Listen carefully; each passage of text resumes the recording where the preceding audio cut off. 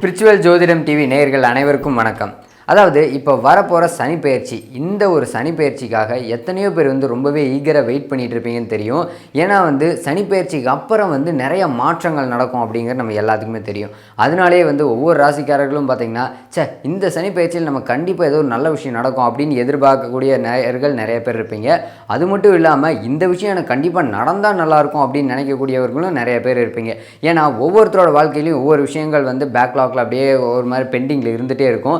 அந்த விஷயங்கள் இந்த மாதிரியான சனிப்பெயர்ச்சிகள் ஏதாவது ஒரு கிரக மாற்றங்கள் வரும்போது அன்னைக்கு ஒரு நல்ல விஷயம் நிகழுமா அப்படின்னு சொல்லி எத்தனையோ பேர் எதிர்பார்த்து காத்துட்ருப்பீங்க. அப்படி எதிர்பார்த்து காத்துட்டு இருக்கக்கூடிய 12 ராசிக்காரர்களுக்கும் எந்த மாதிரியான நல்ல விஷயங்கள்லாம் நடக்க போகுது அப்படிங்கிறத டீட்டெயிலாக சொல்கிறதுக்காக நம்மளோட சிவயோகி சிவசக்திமான் சுவாமிகள் அவர்களோட நம்மளோட இணைஞ்சிருக்காரு. அவர்கிட்ட கேட்டு தெரிஞ்சுக்கலாம்.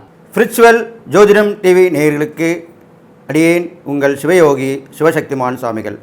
அன்பு நேயர்களே, இப்பொழுது வர இருக்கிற பெயர்ச்சி மிகப்பெரிய மாற்றத்தை உண்டாகக்கூடிய பயிற்சியாகும். இதனால் வரைக்கும் கஷ்டப்பட்டு கொண்டிருந்த மக்களுக்கு ஒரு நல்ல விஷயமான நன்மைகள், மாற்றங்கள் இதெல்லாம் நடக்கப் போகிறது. நான் சனி பயிற்சி பற்றி தான் சொல்ல இருக்கிறேன். சனி வக்ர நிவர்த்தி ஆகிறது. சனி வக்ர நிவர்த்தி ஆகும்பொழுது அது மீண்டும் மகரத்திலிருந்து கும்பத்துக்கு தான் வரப்போகிறது. அந்த கும்ப சனி பயிற்சியும் காலகாலமாக திருநாளாற்றிலே மிகப்பெரிய விழாவாக நடந்து வருகிறது. அந்த வகையிலே வருகின்ற டிசம்பர் மாதம் 20/12/2023 அன்று திருநள்ளாற்றிலே சனி பயிற்சி நடக்கிறது. அதுதான் கும்ப சனி பயிற்சி. நாம் ஆலயத்திலே செய்யக்கூடிய அந்த விஷயங்களை வைத்து தான் மக்கள் எங்கே செல்கிறார்கள்? ஆலயத்திற்கு தான் செல்கிறார்கள். ஒவ்வொரு பயிற்சியின் போதும் ஆலயத்திற்கு தான் செல்கிறார்கள். அதை நாம் எடுத்துக்கொள்ள வேண்டும். இருந்தாலும் இப்போ உள்ள காலகட்டத்திலே, இந்த நவீனமான உலகத்திலே சனி வக்ர நிவர்த்தி ஆகிறது. அது 23/10/2023 சனி வக்ர நிவர்த்தி ஆகி 2 மாத காலம் சற்று ஓய்வெடுப்பார்கள். அதன் பிறகு அந்த கும்பத்தின் பலனை கொடுப்பார்கள். அது திருக்கணிதப்படி வருகிற 27/12/2023 நடக்க இருக்கிறது. அதற்கும் வித்தியாசம் ஒரு வார காலம்தான் வித்தியாசம். அதனால் இந்த சனி பயிற்சி அல்லது சனி வக்ர நிவர்த்தி, இந்த இரு வகையிலும் ஏற்படக்கூடிய இந்த மாற்றங்களை பற்றி 12 ராசிகளுக்கு உண்டான பலன்களை சொல்லப் போகிறேன். அதன் மீது நீங்கள் கவனமாக அதை தெரிந்து கொண்டு நான் சொல்லக்கூடிய பரிகாரங்களை வழிபாடு முறைகளையும் கவனித்து செய்து வந்தால் நற்பலங்கள் ஏற்படும். இப்பொழுது இந்த சனி பயிற்சியால் உலக மக்களுக்கு என்ன நடக்கும் என்றது குறுகிய காலத்திலே சொல்ல இருக்கிறேன். சனி பயிற்சி கும்பத்திலே நடக்க இருக்கிறது. கும்பம் என்பது அவருடைய சொந்த வீடு. நன்றாக கேட்டுக்கொள்ளுங்கள். ஒருவர் தன் வீட்டில் இருக்கும்பொழுதும் மற்றவர் வீட்டில் இருக்கும்போதும் வித்தியாசம் இருக்கிறது. தன் வீட்டில் இருக்கும்போது தானே முன் வந்து உதவி செய்யலாம், எது வேணாலும் செய்யலாம். நம்ம சொந்த வீடுன்னு சொல்கிறோம். அதே மாதிரி ஒரு வாடகை வீட்டில் இருக்கும்பொழுதோ இல்லை அடுத்த ஒரு வீட்டில் இருக்கும்போதோ நம்ம எந்த உதவியும் செய்ய முடியாது. அந்த வகையிலே பார்க்கும் பொழுது சனி இப்பொழுது கும்பராசியிலே ஜம்மென்று போய் உட்கார்ந்து வீட்டிற்கு போகிறார். அதன்படி உலக மக்களுக்கு நன்மை தான் நடக்கப் போகிறது. சனி மூலத்திரிகோண வீடு என்று சொல்லப்படுகிறது. அந்த கும்பத்திற்கு அவர் ஆட்சி பெற்றிருக்கிறார். ஆட்சி பெற்று அமரப் போகிறார். நன்றாக கேட்டுங்க. சனி மந்தகாரகன். அதனால் அவர் பயிற்சி ஆன உடனே பலன் கொடுப்பாருன்னு எதிர்பார்க்காதீங்க. நிறைய பேர் அப்படி தான் ஏமாந்து போகிறீங்க. அப்படி அல்ல. குரு பயிற்சி போது குரு 3 மாத காலத்துக்கு முன்னாடியே பலனை கொடுத்து விடுவார். ஆனால் சனி பகவான் 6 மாதம் காலத்திற்கு பிறகுதான் அவர் அமர்ந்த வீட்டினுடைய பலனை கொடுப்பார். இதுதான் சாஸ்திர உண்மை. அதனால் எல்லாரும் பொறுமை காத்து அந்த சனியால் ஏற்படும் பலன்களை தெரிந்து கொள்ள விரும்ப வேண்டும். அதனால் இப்போ சொல்லப் போகிறது என்னவென்றால், இந்த கும்பத்தில் இருக்கும் பொழுது எல்லோரும் ஒன்றிணைவார்கள். மத நல்லிணக்கம் ஏற்படும். ஆன்மீகம் ஈடுபாடு அதிகரிக்கும். மக்கள் நன்மை பெற்று வாழ்வார்கள். ஆட்சியாளர்களும் மனம் திருந்தி மக்களுக்கு செய்ய வேண்டியதை செய்வார்கள். இருந்தாலும் சில இடங்களிலே, சில நாட்டுக்குள்ளிலே வேற்றுமை கலந்து போர் புரிய வேண்டிய சூழ்நிலை ஏற்படும். நம்முடைய அண்டை நாடுகளுக்கும் அந்த போர் வரக்கூடிய அபாயம் இருக்கிறது. எனவே நாம் மிகவும் உஷாராக இருக்க வேண்டும். இதற்கு ஆன்மீக ஈடுபாடு தான் சால சிறந்தது. எல்லோரும் அவர்கள் இஷ்ட தெய்வம் குலதெய்வத்தை வணங்க வேண்டும். அடிக்கடி கோயிலுக்கு போக வேண்டும். சமூக சேவர்கள், ஆன்மீகத்தில் பெரியோர்கள், ஆன்மீகத்திலேயே சமூக சேவை செய்பவர்கள் இவர்களெல்லாம் ஒன்றிணைந்து உலக அமைதிக்காக கண்டிப்பாக போராட வேண்டும் என்று அடியேன் தாழ்மையுடன் கேட்டுக்கொள்கிறேன். அப்பொழுதுதான் நம் நாட்டிற்கும் போர் வராமல் காப்பாற்றப்படும். எனவே இந்த கும்ப சனி பயிற்சி நன்மை தான் செய்ய போகிறது. இதனால் இதுக்கப்புறம் பார்த்திங்கன்னா அந்த சனியில் கும்பராசியில் இருக்கும்போது பலவிதமான விஷ ஜந்துக்களுடைய பிரச்சனை வரப்போகுது. கிருமிகள் முன்னமே சொல்லியிருந்தேன், ராகுகேது பயிற்சியில் கிருமிகள் விஷக்கிருமிகள் நீரால் பரவும் என்று சொல்லுகிறேன். இது நீரால் பெருகி எல்லோருக்கும் ஆபத்தை உண்டாக்கக்கூடிய அமைப்பு இருக்கிறது. அதனால் அடிக்கடி மருத்துவ பரிசோதனை செய்யக்கொள்ள வேண்டும், தற்காத்து கொள்ள வேண்டும், வெளியில் தெரிவதை கொஞ்சம் குறைத்துக்க வேண்டும், நீர்நிலைகள் சம்பந்தப்பட்ட விஷயங்களே கவனமாக இருக்க வேண்டும். வெள்ளமும் இருக்கிறது, பெரிய மழை இருக்கிறது, புயல் இருக்கிறது, சுனாமி போன்ற அளவுக்கு ஆபத்தும் ஏற்பட போகிறது என்பதை கூறிக்கொண்டு இதற்கு ஒரே பரிகாரம் தெய்வ வழிபாடு. எல்லோரும் ஒன்றிணைந்து உலக அமைதிக்காக பாடுபட வேண்டும் என்று உங்களிடையே நான் சொல்லிக்கொண்டு இப்பொழுது ராசி பலனை பார்க்க இருக்கலாம். அன்பு நேயர்களே, இப்போது சனிப்பயிற்சி பலன் தான் சொல்லிட்டு வரேன். அந்த வகையில் 12 ராசிக்குள்ளான சனிப்பயிற்சி வகையில் கும்பராசி பற்றி சொல்ல போகிறேன்.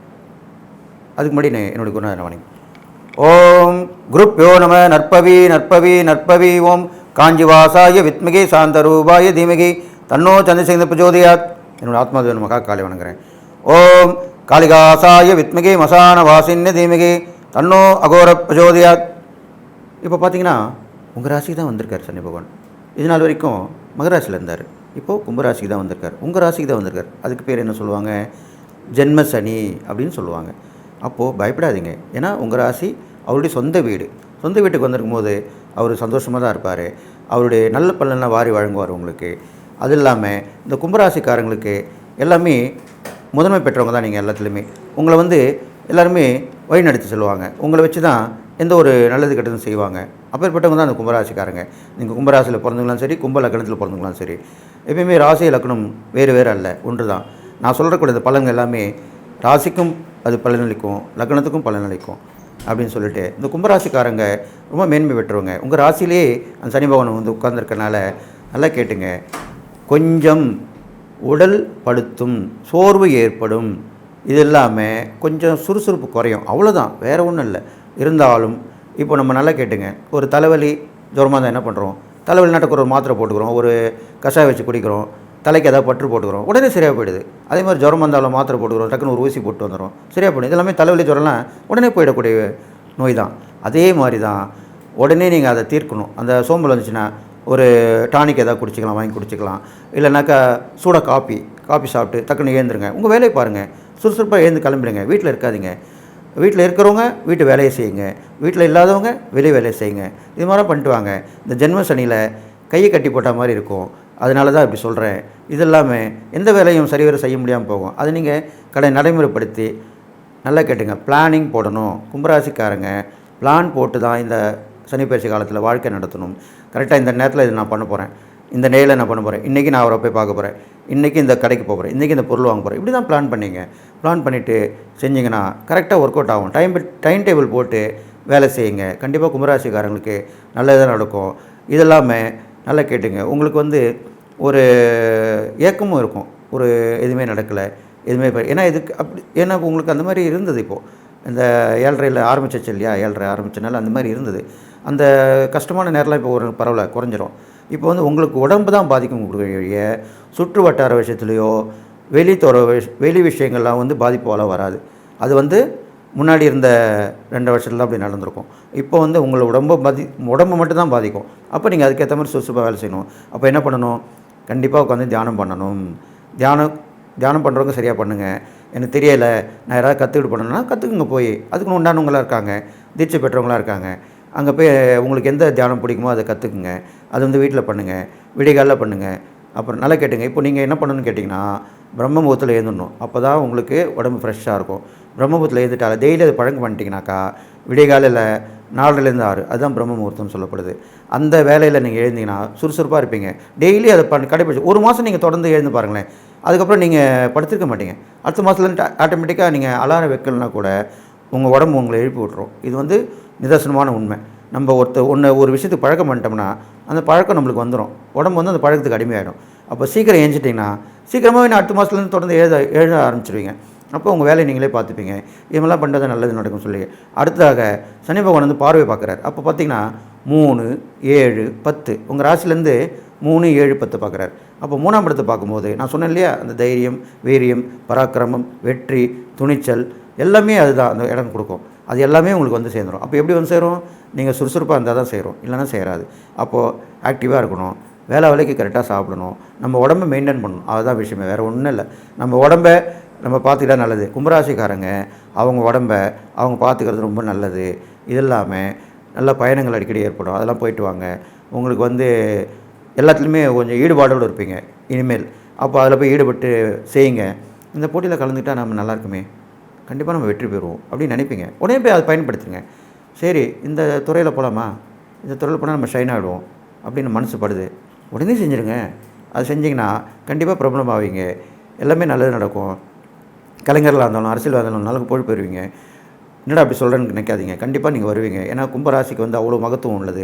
சனி பகவானுடைய அருள், பேரருள் கிடைக்கும். கும்பராசிக்கு சனி பகவானுடைய பேரருள் கிடைக்கும் அப்படின்னு சொல்லிட்டு அடுத்ததாக பார்த்தீங்கன்னா 7ஆம் இடத்தை பார்க்குறாரு. 7ஆம் இடம் பார்க்கும்போது கணவன் மனைவி அது கொஞ்சம் கண்டிப்பாக வந்து தான் ஆகும். சாதாரணமாகவே எந்த வீட்லேயும் சண்டை சச்சரவு இல்லாத வீடு கிடையாது. தகராறு கணவன் மனைவிக்குள்ளே கண்டிப்பாக சண்டை வரணும்.